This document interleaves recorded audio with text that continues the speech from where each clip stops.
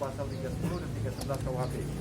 Nah, ada beberapa akun yang kita laporkan terkait dengan masalah penghinaan dan pencemaran nama baik di dalam media sosial, terkait kalau lebih detailnya terkait dengan masalah body shaming ya, menyamakan klien kami dengan sesuatu yang tidak patut dan tidak pantas seperti itu.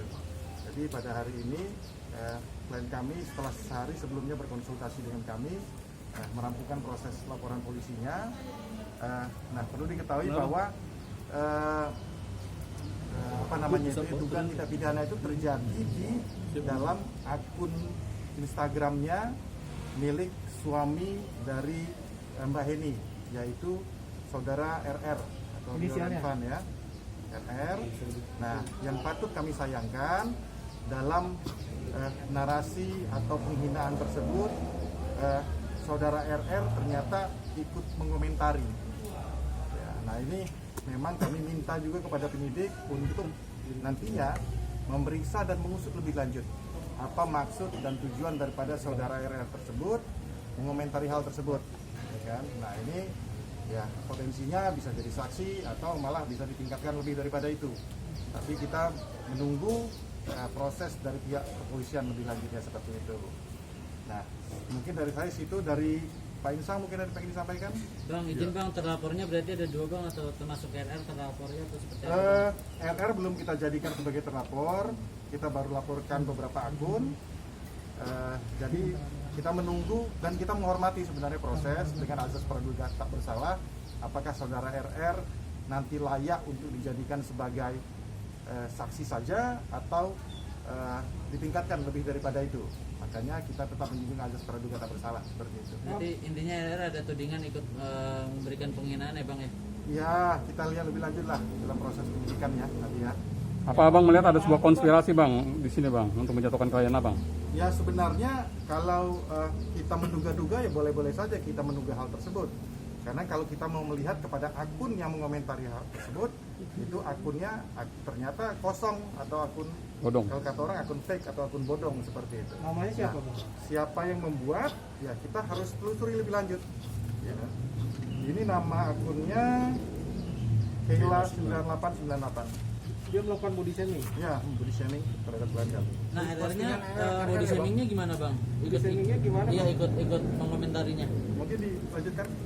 Iya, body shaming-nya gini, ya, saya membacakan langsung, ya, saya membacakan langsung dari isi komentar, sehingga klien kami merasa nama baiknya dicemarkan, merasa difitnah. Salah satu poinnya aja dalam komentar tersebut ya, Keila 9898 lucu, mantan istri udah jelek, mohon maaf ya, nuntut 8 miliar. Sementara faktanya klien kami menurut kami tidak jelek, tidak menuntut juga 8 miliar. Dari mana ini kan fitnah? Inilah yang menjadi kami sangat keberatan dengan komentar-komentar seperti ini. Gitu loh ya. Nah, RR komentarnya seperti apa Bang di sosmed Bang? Di komentarnya kemudian dijawab, ya. Itu loh. Siap. Nah, kemudian ada di komentar berikutnya lagi dijawab, ya. Berarti sama saja mengamini. Itu yang kami, itu yang kami akan laporkan. Body shamingnya sama, kurang lebih body shamingnya sama, dan udah kita trace ini memang akun asli ya. Nah jadi itu 2 akun ini juga kita masukkan sebagai terlapor dalam hal ini. Nah mungkin untuk yang ini RR tidak kita lihat belum ada keterlibatan, tapi untuk yang body shaming atau dugaan tindak pidana pertama, keterlibatan atau setidaknya keterlibatan daripada RR cukup ada di sana. Mbak, bagaimana Mbak? Gimana tentang hal ini?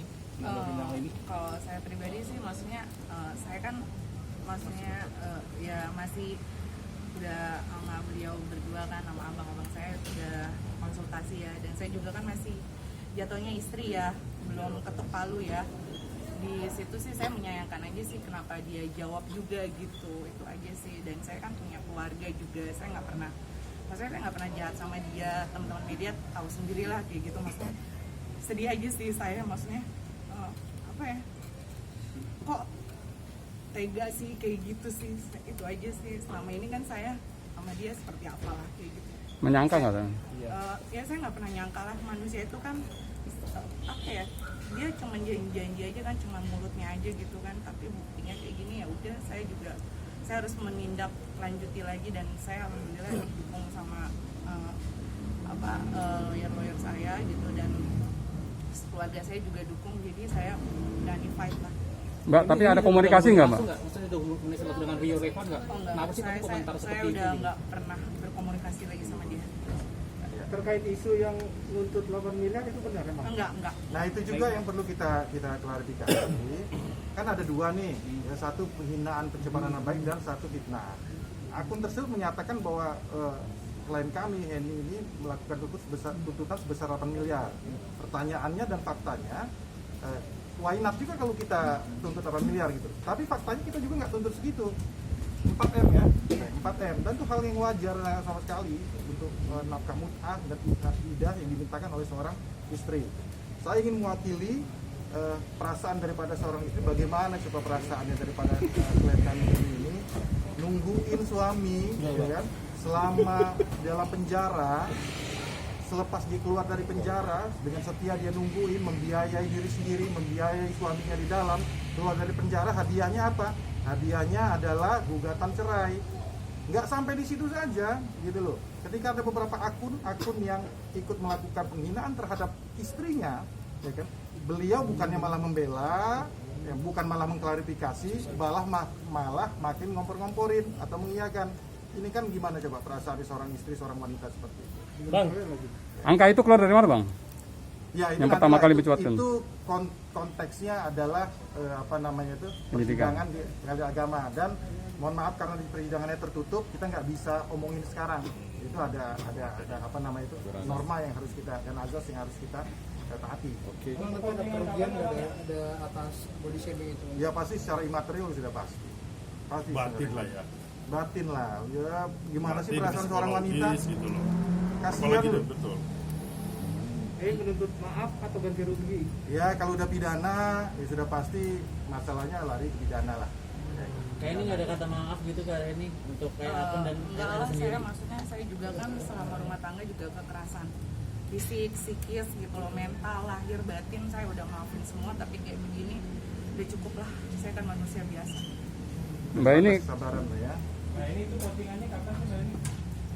Postingannya beberapa hari lalu lah. artinya belum lama ya? Jadi kelanjutannya gimana Bang Hendra Sal?